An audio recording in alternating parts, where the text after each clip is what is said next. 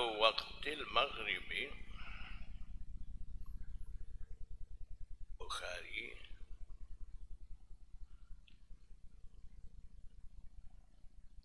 bab berkenaan dengan waktu maghrib.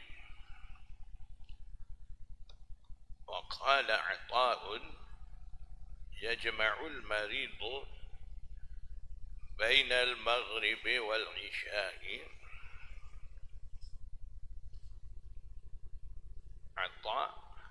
Ata' bin Abi Rabah, tabi'i kibar.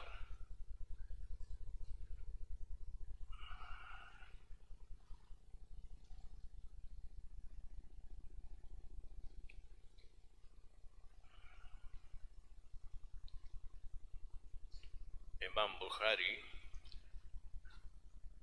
daripada Tajmatul Bab dan asar tabi'i di bawah ni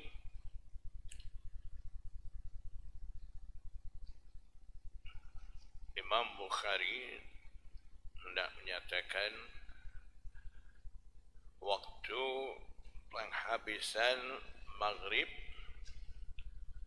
dan juga satu ikhtilaf di antara ulama, yaitu marid, orang sakit ni boleh tak dia nak sembahyang jamak. Jadi Imam Bukhari daripada Tajmatul Bab dan asar tabi'i ini dia hendak menyatakan dua perkara itu. Pertama, berkenaan dengan waktu maghrib. Waktu maghrib ni bil ittifaq, sepakat di sisi ulama, mula daripada ghurub, terbenamnya matahari,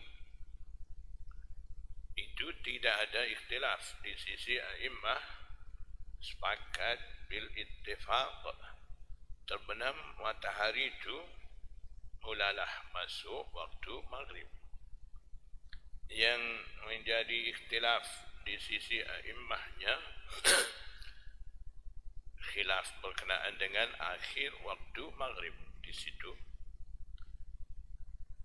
di sisi ulama Syafi'i, waktu maghrib ni terlalu sempit, terlalu terhad, iaitu waktu hanya boleh sembahyang 3 rakaat fardu dan 2 rakaat sunat.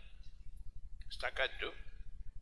Jadi maksudnya sebaik saja masuk waktu sembahyang maghrib azan, kemudian fardu 3 rakaat dan sunat 2 rakaat.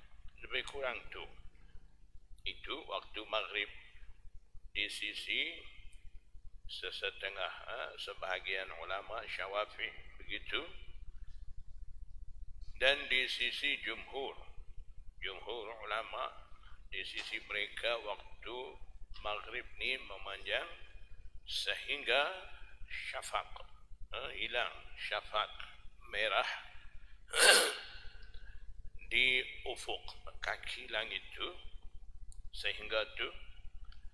Jadi daripada hadis yang Imam Bukhari bawa dan daripada uslub Imam Bukhari ini, dapati Imam Bukhari dalam bab ni bersama dengan jumhur.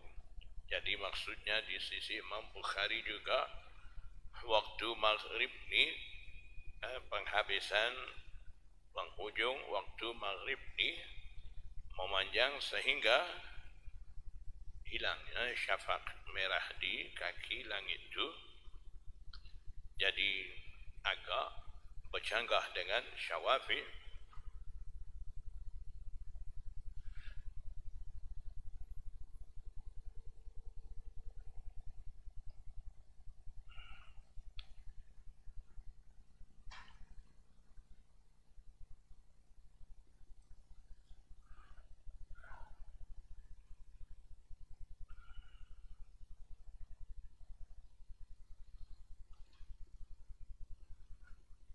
qala Ata'un,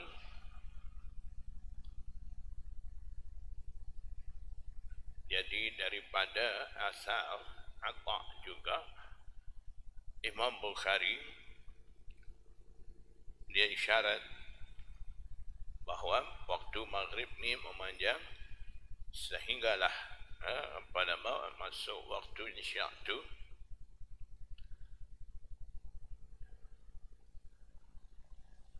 yaitu yajma'ul maridu bainal maghribi wal isya'i.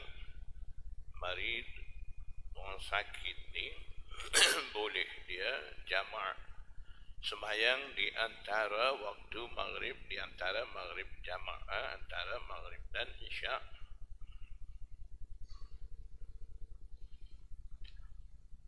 Jadi berkenaan dengan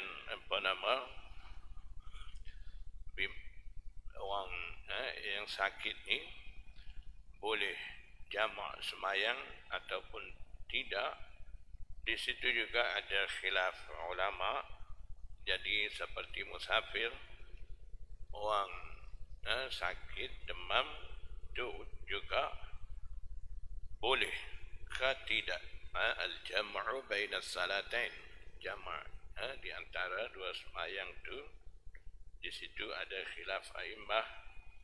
Imam Ahmad bin Hanbal dan sebahagian ulama Syafi'iyah, pendapat mereka kata seperti musafir, marid, orang sakit juga boleh jamak baina salatain, harus bagi dia. Haddatsana Muhammad bin Mihran qala haddatsana al-Walid qala haddatsana al-Auza'i قال حدثني أبو النجاشي اسمه عطاء بن صهيب مولى رافع بن خديج قال سمعت رافع بن خديج يقول كنا نصلي المغرب مع النبي صلى الله عليه وسلم فينصرف أحدنا وإنه ليبصر مواقع نبله.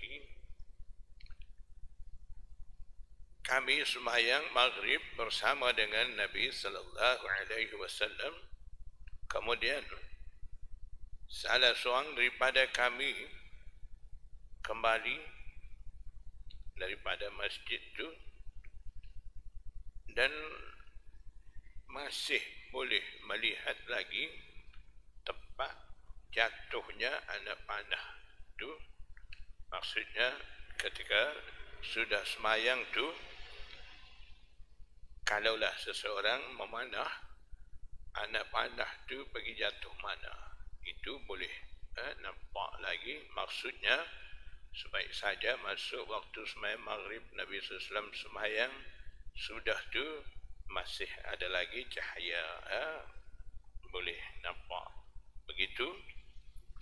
Haddatsana Muhammad bin Bashar qala haddatsana Muhammad bin Ja'far qala haddatsana Syu'bah an Sa'd an Muhammad bin Amr bin al-Hasan bin Ali qala, riwayat daripada Muhammad bin Amr bin Hasan bin Ali, dia kata qadimal Hajjaj tiba di Madinah. Maksudnya Hajjaj bin Yusuf Saqafi, dia tiba di Madinah berdasarkan riwayat-riwayat lain pada tahun 74 Hijriah. Ketika itu dia datang di Madinah sebagai gubernur, dilantik oleh Khalifah Abdul Malik bin Marwan. Jadi ketika itu dia sampai mai di Madinah.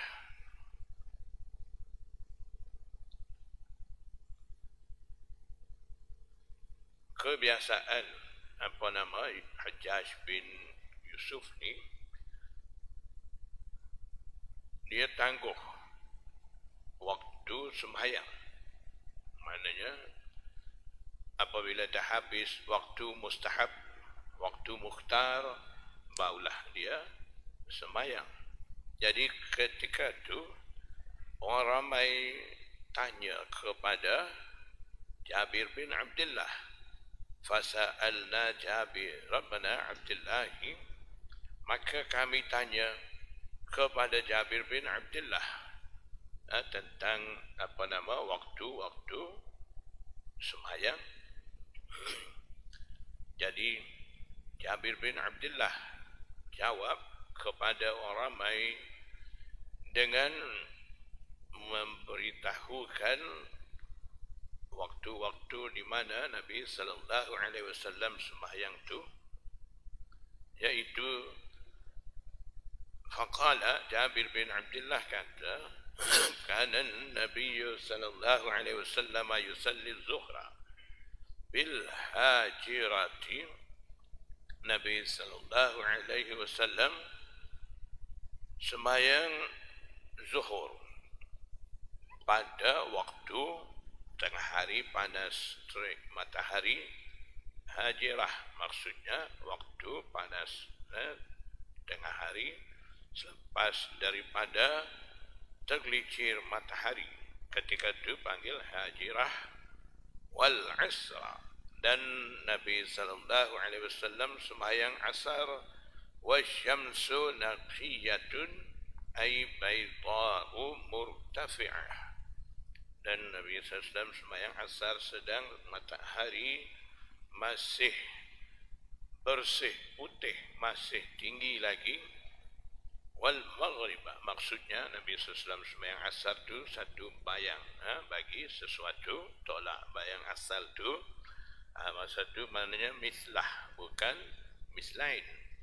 Ketika itu Nabi SAW dah sembahyang asar awal, sembahyang asar seperti mana waktu dalam mazhab Syafi'i kita sembahyang waktu mislah ni lebih kurang macam mana kita sembahyang sekarang ni, jarak masanya antara asar dan maghrib ni ada lebih kurang 2.5 jam begitu. Kalau mislain maknanya akan ada lebih kurang 2 jam, kurang lagi pada 2 jam begitu antara asar dan maghrib tu. Wal maghriba idza wajabat, dan sembahyang maghrib ni apabila terbenam matahari. Wajabat maksudnya terbenam matahari. Gharabat. Wal isya'a ahyanan, dan Nabi sallallahu alaihi wasallam terkadang sembahyang isya' ni segera sembahyang. Wa ahyanan, wal isya'a ahyanan, wa ahyanan maksudnya wal isya'a ahyanan yu'ajjiluha wa ahyanan yu'akhiruha. Nabi sallallahu alaihi wasallam kadang sembahyang isya' ni segera sembahyang. Terkadang Nabi SAW tangguh masa sehingga 1/3 awal malam tu Nabi SAW sembahyang.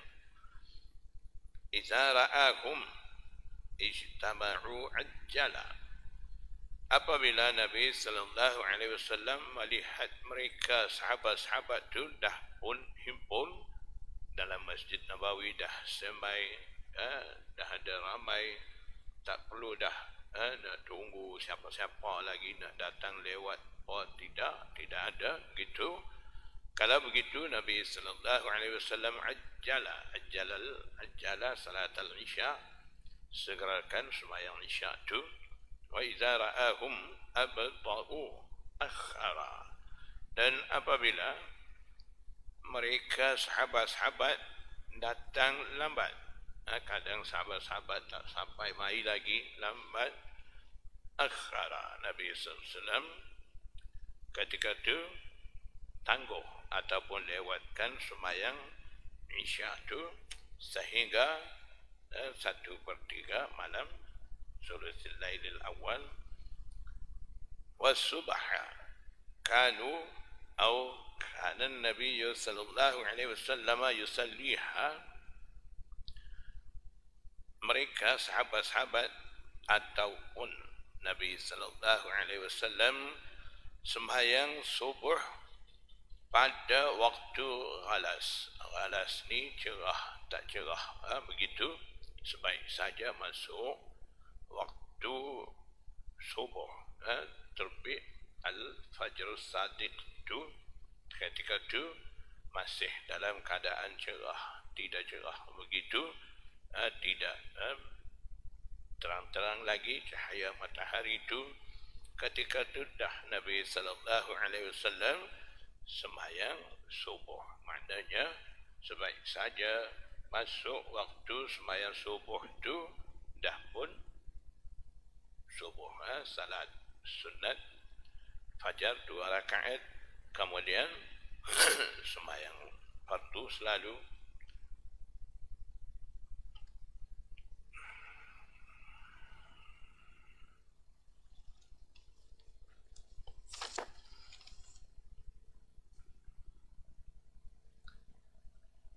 حدثنا المكي بن إبراهيم قال حدثنا يزيد بن أبي عبيد عن سلمة قال كنا نصلي مع النبي صلى الله عليه وسلم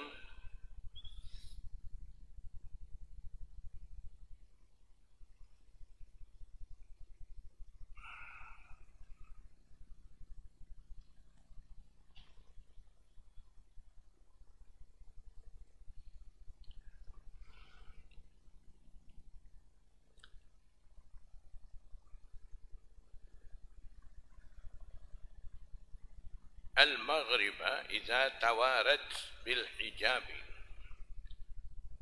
Riwayat daripada Salamah bin Al-Aqwa,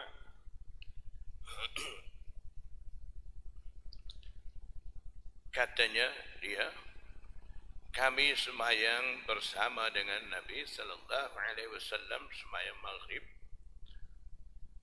Masanya apabila terbenam matahari, maksudnya matahari itu terdinding dengan hijab, maknanya terbenam matahari. Jadi dalam sanad ni cuba kita tengok Imam Bukhari-nya riwayat daripada Maki bin Ibrahim,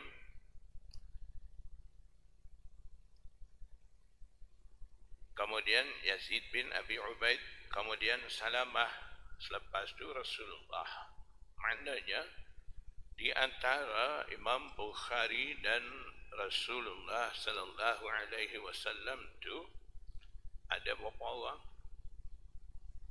Cuba bilang. 3 orang kan? 3 orang.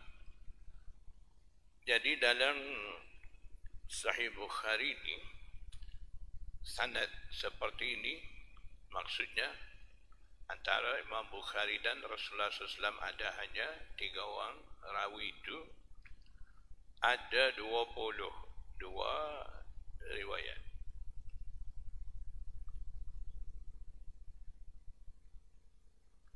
Jadi dalam 22 riwayat itu katanya muhaddisin dasarkan kajian mereka 20 riwayat itu daripada anak murid Imam Abu Hanifah ataupun daripada anak murid punya anak murid Imam Abu Hanifah. Jadi orang kata apa? Imam Abu Hanifah ni kurang pandai hadis, tak berapa mahir hadis, ashabul ra'yi dan sebagainya. Jadi mereka anggap Imam Abu Hanifah ni tak pandai hadis, Imam Bukhari lah pandai hadis, begitu. Kalau kita tengok di sini, kita boleh nampak Imam Abu Hanifah ni pandai ke tidak hadis tu, daripada adanya 22 hadis sulasiat, 3 rawi ada antara Bukhari dan Rasulullah SAW tu panggil dari segi istilah hadisin sulasiat. Jadi maknanya sulasiat Bukhari ada 22 riwayat.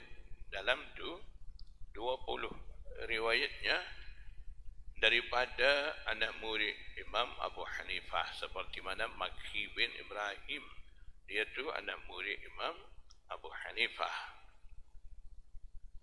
Mungkin Makki bin Ibrahim sempat dengan Imam Abu Hanifah, dia tu masih muda. Imam Bukhari pula sempat dengan Makki bin Ibrahim tu, mungkin ketika tu Makki bin Ibrahim dah tua umur, maknanya itu bukan mustahil, tak jadi mustahil, maknanya boleh jadi. Memang pun dah jadi, bukan boleh jadi. Anak murid Imam Abu Hanifah dah pun jumpa dengan Imam Bukhari. Imam Bukhari menerima riwayat daripada dia. Jadi 11 riwayat daripada 22 riwayat itu daripada Makki bin Ibrahim. Semua ada 22, 11 daripada Makki bin Ibrahim. Makki bin Ibrahim ni anak murid Imam Abu Hanifah.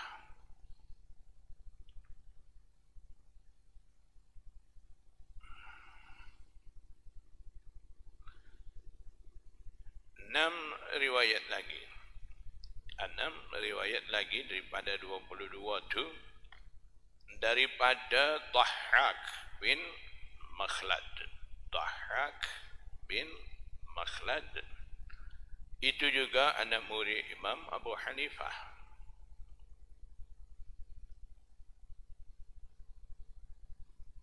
Dan 3 riwayat lagi daripada Muhammad bin Abdullah Al-Ansari. 3 riwayat lagi daripada Muhammad bin Abdullah Al-Ansari. Siapa dia tu?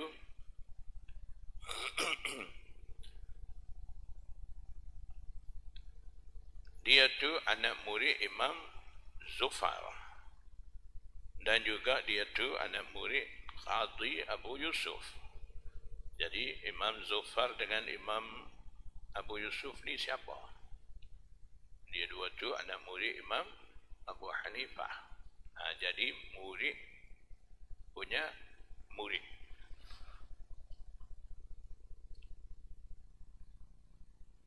Jadi dah berapa? 11 tadi daripada Makki bin Ibrahim, 6 daripada Dhahhak bin Makhlad, 3 lagi daripada Muhammad bin Abdullah Al-Ansari. Dia tu anak murid Imam Zufar dan juga anak murid Qadhi Abu Yusuf. 2 tu anak murid Imam Abu Hanifah. Jadi 11, 6, 3, berapa dah? 20. 2 lagi. 2 lagi tidak confirm, tidak pasti sama ada 2 tu anak murid Imam Abu Hanifah ataupun murid punya murid Imam Abu Hanifah, ataupun tidak ada kena-mengena dengan Imam Abu Hanifah. Mungkin orang lain daripada riwayat daripada imam lain, dia tu murid orang lain. Begitulah. Jadi sulasiat Bukhari kiranya sanad tertinggi bagi Bukhari. Di situ semuanya 22 tu 20 tu daripada anak murid Imam Abu Hanifah ataupun murid bagi murid Imam Abu Hanifah. Kalau kata 11 tu 17 daripada anak murid anak Yang 6 lagi 11 dengan 6 17. 17 lepas tu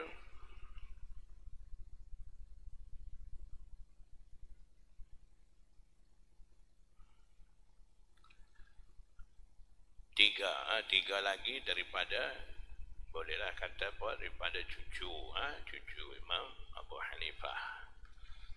Begitulah. Kita perlu tahu.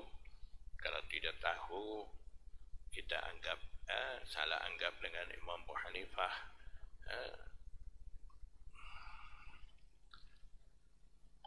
Haddatsana Adamu qala haddatsana Syu'batu qala haddatsana Amr bin Dinar qala sami'tu Jabir bin Zaid عن ابن عباس قال صلى النبي صلى الله عليه وسلم 7 جميعا و8 جميعا.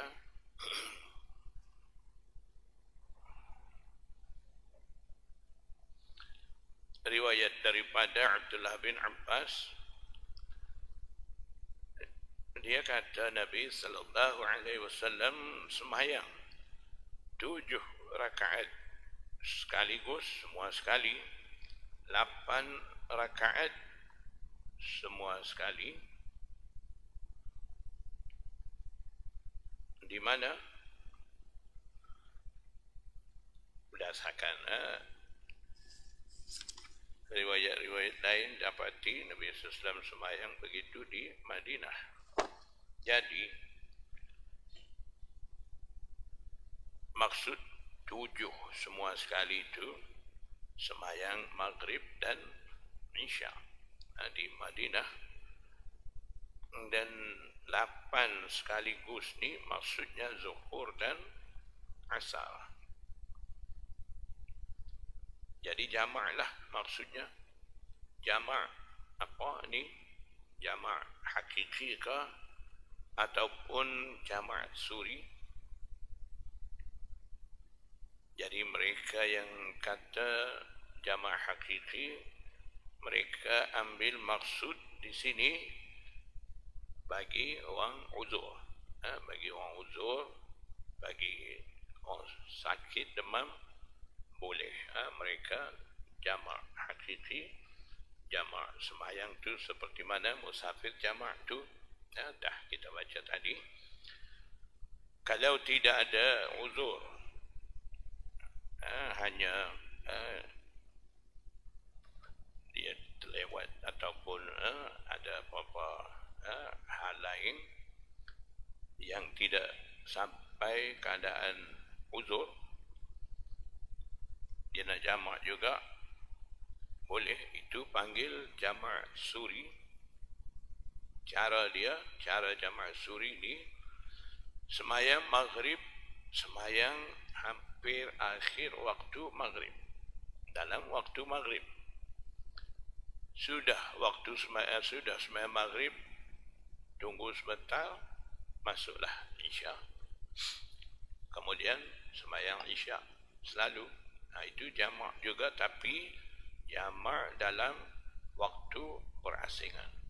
Maghrib dalam waktu Maghrib, Isya dalam waktu Isya. Maghrib akhir waktu Maghrib, Isya waktu awal Isya. Itu panggil jamak suri. Zuhur Asar pun begitu. Itu bagi mereka tidak ada apa-apa uzur dan juga tidak musafir, itu boleh. Tapi dalam mazhab Hanafi itu ada beramal dengan jamak suri. Dalam mazhab lain tidak, tidak digalakkan sembahyang jamak suri itu. Babu man kariha an yuqala lil maghribi al-isya'u. Bab berkenaan dengan orang yang menganggap makruh, mereka yang tidak suka ataupun tidak setuju dikatakan isya bagi maghrib tu. Sembahyang maghrib panggil dengan panggilan sebutan isya. Itu tidak suka, tidak setuju.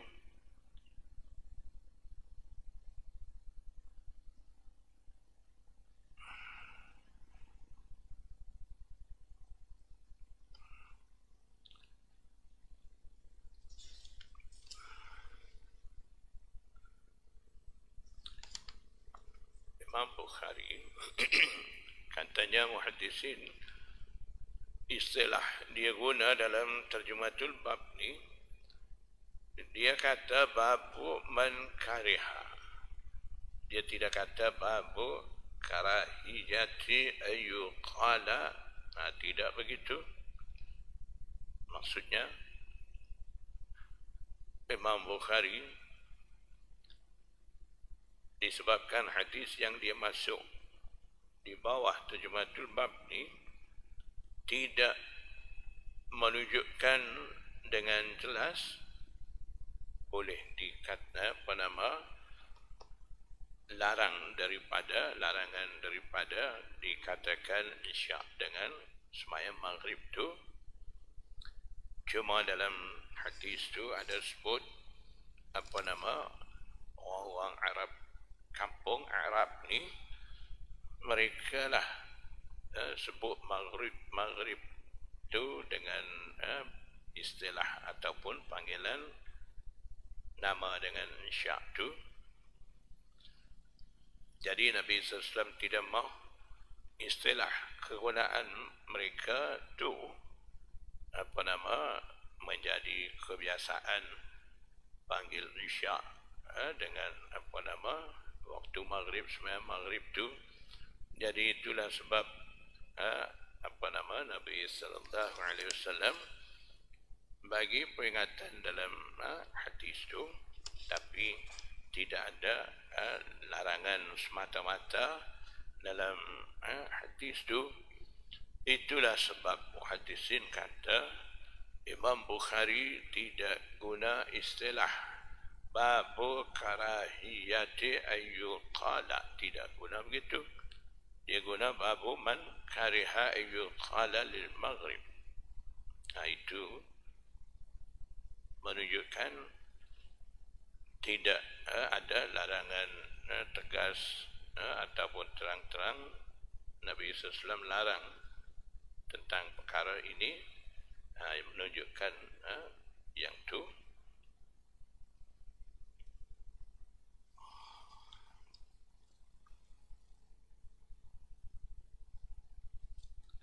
Jadi Nabi SAW bagi ingat supaya tidak dikatakan isya dengan maghrib tu, takutnya jadi iltibas, jadi campur aduk, sedangkan dua sembahyang tu berasingan.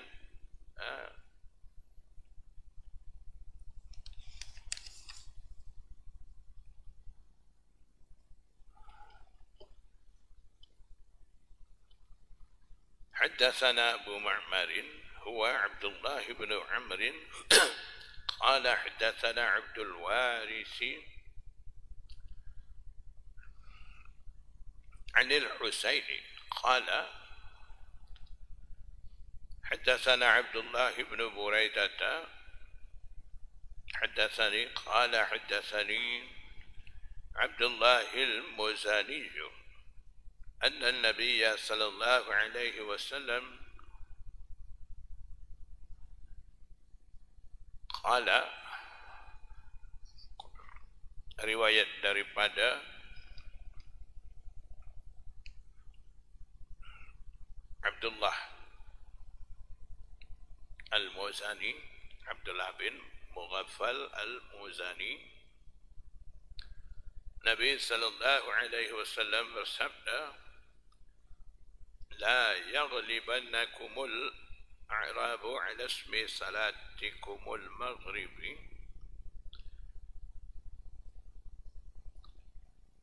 غلبا. Diikuti ala, maksudnya mengatasi ataupun menguasai. Maknanya jangan Arab tu mengatasi ataupun menguasai nama semayang maghrib kamu tu dengan panggilan isyak. Jadi lama kelamaan maghrib tu Arab tu sebut isyak. Lama kelamaan yang tu panggilan seperti itu akan mengatasi, menguasai. Jadi akan jadi campur aduk di antara maghrib dan isyak. Jadi sebab tu Nabi SAW bagi ingat jangan Arab tu, orang Arab kampung tu dengan panggilan isyak terhadap maghrib tu. Jangan bagi menguasai sebutan panggilan seperti itu terhadap nama semayang maghrib kamu tu. Wa yaqulu qala wa yaqulul a'rabu, Nabi sallallahu alaihi wasallam bersabda, Arab suka dia sebut kata hiyal isya, ya maghrib tu adalah isya, maghrib pun dia panggil isya. Itu kebiasaan Arab. Babu dzikril isya'i wal atamati wa man ra'ahu wasi'an. Bab berkenaan dengan sebutan isya' dan atamah. Bab berkenaan dengan menceritakan isya' dan atamah, dan juga mereka menganggap ia maksudnya panggilan atamah terhadap isyak tu, ada orang anggap wasi'an, maksudnya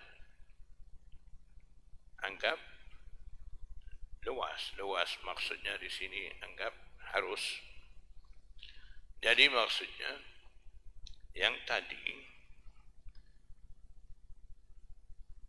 maghrib tu panggil dengan panggilan isyak, Nabi SAW larang. Sebabnya di situ ada iltibas, takut campur aduk dua semayang tu. Kalau dengan isyak tu panggil atamah tu, itu tidak mengapa, harus. Maksudnya tidak ada iltibas apa-apa di situ. Itu sebab wasi'an, di situ ada kelonggaran, maknanya harus. Waqala Abu Hurairah 'anil Nabi sallallahu alaihi wasallam, Abu Hurairah kata daripada Nabi sallallahu alaihi wasallam, asqalu salati 'alal munafiqin al-isya'u wal fajr. Sembahyang paling berat atas munafiqin ialah sembahyang isya' dan sembahyang subuh. Waqala, dan Nabi sallallahu alaihi wasallam bersabda, "Lau ya'lamuna ma fil atamati ay ma fil isya'i." Maknanya Nabi sallallahu alaihi wasallam sendiri ada guna isya' tu dengan istilah atamah. Jadi sebab tu harus, tidak mengapa isya' tu nak panggil atamah pun boleh. Kalau maghrib tu nak panggil isya' tak boleh. Itu maksud di sini. Qala Abu Abdullah, Abu Abdullah Imam Bukhari, dia kata, wal ikhtiyaru ay yaqula al-isya'u, dan ikhtiar maksudnya terbaik ialah berkata isya', panggil isya'. Isya' sebut isya' itu terbaik. Atamah sebut atamah tu boleh juga, tapi tidak digalakkan. Liqaulillahi ta'ala, Kerana firman Allah Subhanahu wa taala, wa min ba'di salatil isya, dalam Al-Quran Allah firman salatil isya, tidak salatil atamah. Jadi terbaiknya isya sebut isya. Wa yudhkaru an Abi Musa, dan disebut daripada Abi Musa al-Asy'ari, yuzkaru sirah bina lil majhul, dalam istilah muhaddisin panggil sirah tamrid. Biasanya guna sirah tamrid ni boleh membawa hadis kepada hadis itu menjadi dhaif dan sebagainya.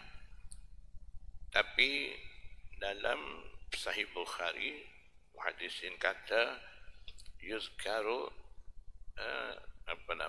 di sini tidak diambil maksud sirah tamrid yang boleh membawa kepada dhaif dan sebagainya, ya dikecuali. Itu istilah khusus Imam Bukhari. Seperti mana ta'liqat, yang mana hadis-hadis dah dibuang sanad. Kalau dah dibuang sanad daripada awal, tengah, daripada akhir sanad, ataupun buang sanad tu semua sekali, itu panggil ta'liq, hadis mu'allaq. Hadis mu'allaq ni min aqsamid dhaif, tapi mu'allaq ta'liqat Bukhari tidak dikira dhaif, sebab ta'liqat punya sanad-sanad dah pun muhaddisin kaji, dapati semuanya sahih, tidak ada dhaif. Jadi sebab tu sesetengah perkara dikecualikan bagi Imam Bukhari. Nabi Musa qala kunna natanawabu an-nabiyya sallallahu alaihi wasallam inda salatil isya. Kami bergilir, natanawabu, tanawub maksudnya daripada naubah, gilir. Kami bergilir menghadiri di sisi Nabi sallallahu alaihi wasallam ketika sembahyang Isya. Fa'tamma biha, maka Nabi sallallahu alaihi wasallam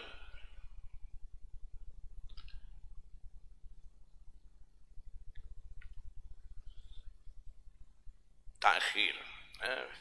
Fa'tamma ay fata'akhara, Nabi sallallahu alaihi wasallam lewatkan ataupun tangguh waktu sembahyang Isya itu. Fa'atama biha, fa'atama ay ta'akhara. Di sini maksud takhir sembahyang puas, sembahyang Isya. Waqala Ibnu Abbas wa Aisyah,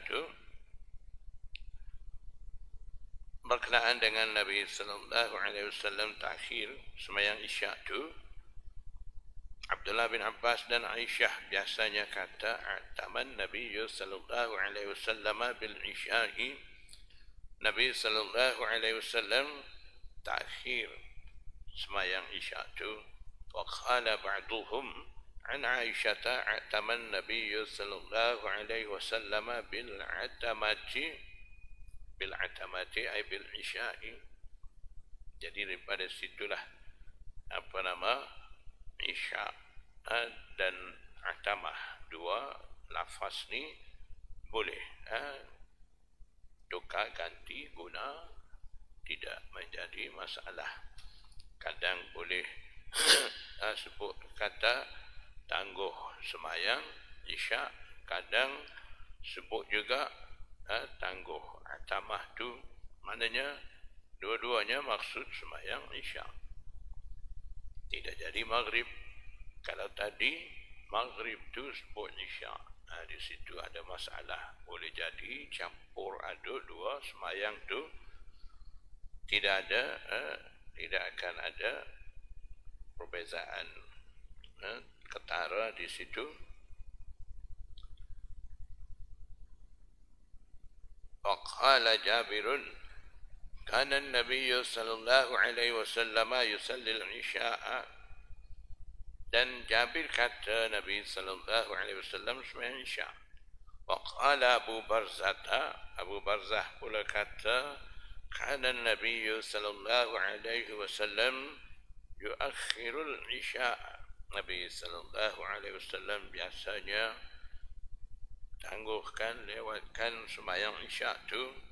Aqala Anasun akhara Nabi sallallahu alaihi wasallam al-isya' al-akhirata, dan Nabi sallallahu alaihi wasallam tangguh waktu isya' akhir. Aqala Ibn Umar wa Abu Ayyub wa Ibn Abbas, tiga sahabat ni kata sallan Nabi sallallahu alaihi wasallam al-maghrib wal isya', Nabi sallallahu alaihi wasallam sembahyang maghrib dan isya'. Maksudnya boleh guna dua istilah tu bertukar ganti, nak sebut isya' pun boleh, atamah pun boleh. Tapi biasanya kegunaan istilah atamah bagi waktu isya' ni itu kegunaan zaman jahiliyah. Nabi sallallahu alaihi wasallam muncul, Nabi sallallahu alaihi wasallam tidak berapa guna atamah tu, jarang, selalunya sebut salatul isya', begitu.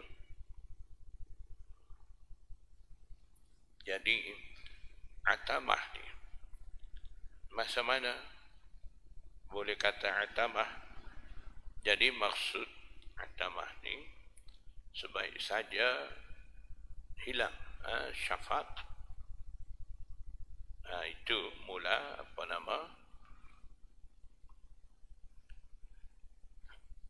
kata waktu atamah.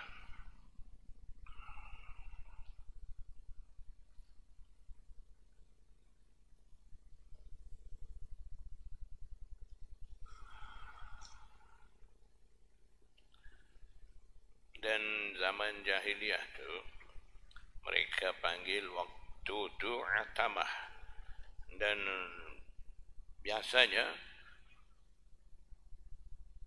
adat kebiasaan jahiliyah orang Arab mereka ni tunggu waktu gelap, waktu hilang syafaq tu, ketika tu mereka mula perah susu unta. Jadi itu satu kegunaan, satu istilah digunakan pakai di sisi Arab jahiliyah. Jadi Nabi sallallahu alaihi wasallam tak berapa suka guna istilah seperti itu. Tapi tidak larang keras, sebab terkadang Nabi SAW juga sebut daripada situ dapati ada kelonggaran, keharusan di segi kegunaan isya' dan atamah tu. Itulah maksud daripada terjematul bab Imam Bukhari, wa man ra'ahu wasi'an tu. حدثنا عبدان قال أخبرنا عبد الله بن عمر di sini. قال أخبرنا يونس عن الزهري قال سالم أخبرني عبد الله قال صلى لنا رسول الله صلى الله عليه وسلم ليلة صلاة العشاء. Riwayat daripada Abdullah bin Umar, dia kata Nabi sallallahu alaihi wasallam sembahyang menjadi imam bagi kami pada suatu malam sembahyang Isya, wa hiya allati yad'un nasul atamata, dan ia Isya itu adalah yang mana yang sembahyang yang orang ramai panggil atamah tu. Summan sarafa faqbala alaina, kemudian Nabi sallallahu alaihi wasallam berpaling daripada sembahyang. Selesai sembahyang, Nabi sallallahu alaihi wasallam menghadap kepada kami. Faqala, Nabi sallallahu alaihi wasallam bersabda, ara'aitukum lailatakum hadhihi,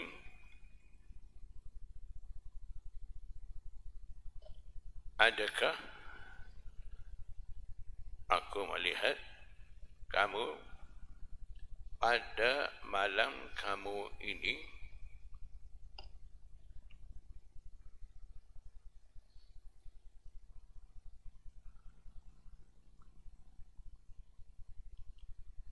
qala ara'aitakum, bukan doa, ara'aitakum lailatakum hadhihi fa inna ra'sa mi'ati sanatin minha, sesungguhnya penghujung 100 tahun daripadanya, la yabqa mimman huwa al-yawma ala zahril ardi ahadun, tidak akan tinggal lagi, tidak baki, tidak kekal daripada mereka yang ada pada hari ini di atas muka bumi ini, seorang pun tidak akan tinggal. Maksudnya setiap 100 tahun tu maknanya habis satu-satu generasi.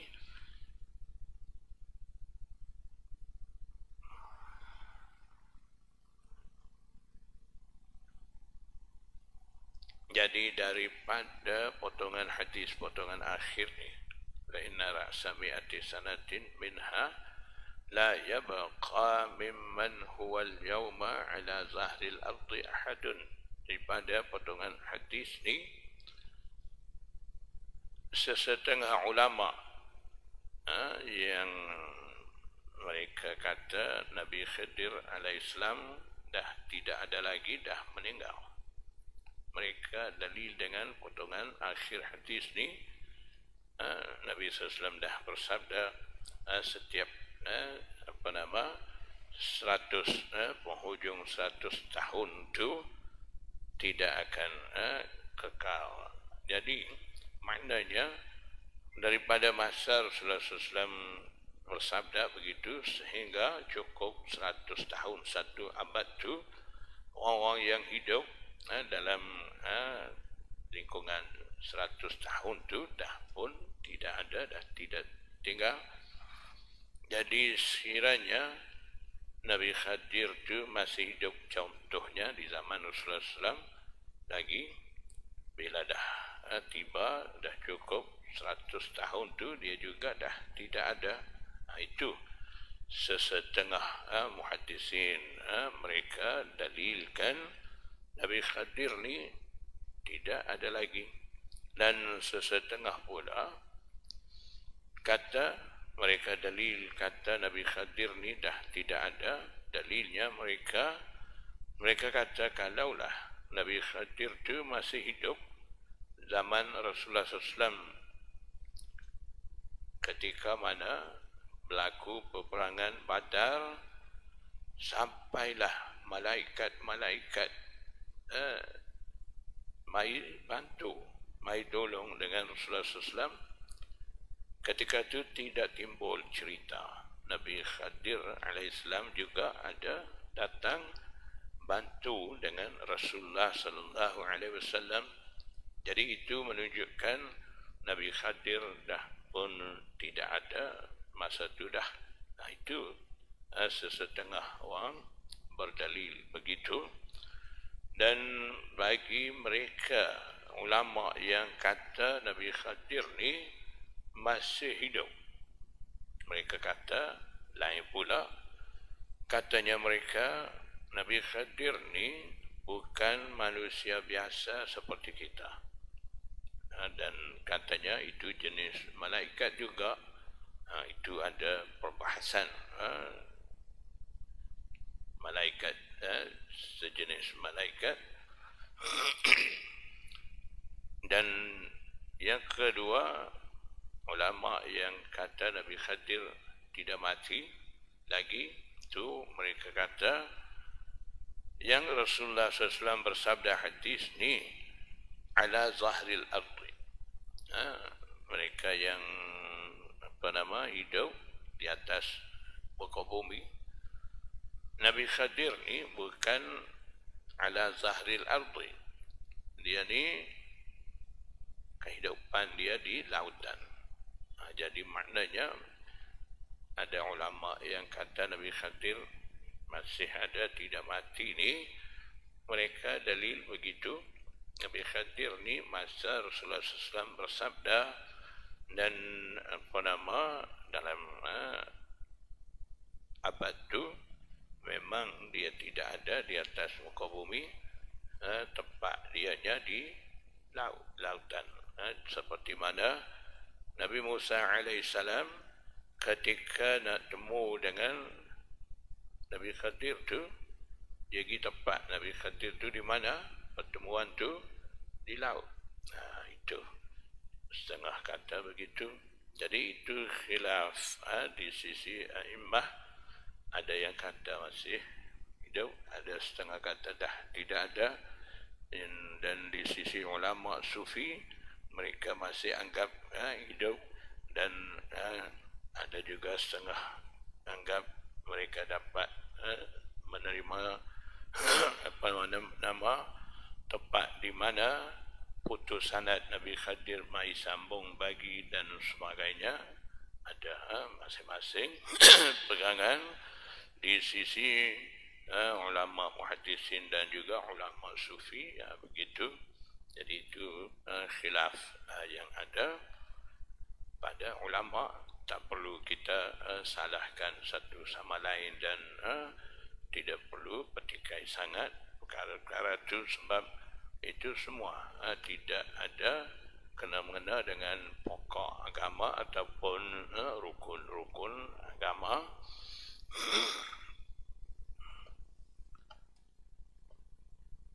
Babu waqtil isya. InsyaAllah kita sambung.